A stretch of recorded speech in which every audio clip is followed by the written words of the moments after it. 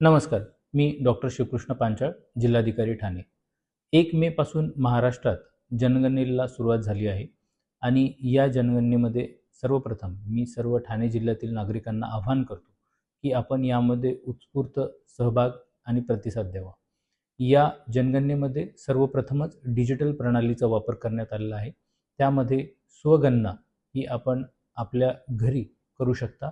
1 ते 15 मे या कालावधीत se.census.gov.in या वेबसाईटवरती जाऊन आपण जी नोटिफाईड क्वेश्चन आहेत ती प्रश्नांची उत्तरे द्यावी आणि तो फॉर्म सबमिट केल्यानंतर आपल्याला एच या अद्याक्षराने सुरू होणारा एक SCID आपल्याला त्याच्यामध्ये मिळेल आणि प्रगणक घरी आल्यानंतर तो ID आपण जतन करून ठेवावा आणि तो ID प्रगणकाला सांगावा.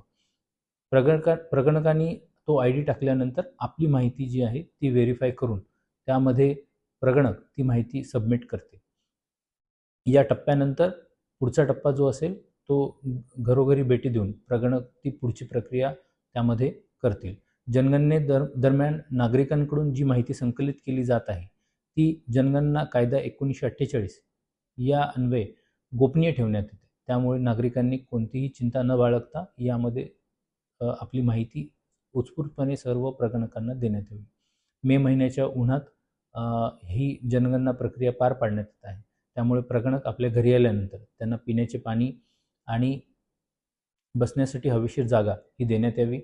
अतिथी देवो भव या उक्तीप्रमाणे आपण त्यांना आदरातिथ्य द्यावं अशी मी आवाहन या प्रसंगी करतो.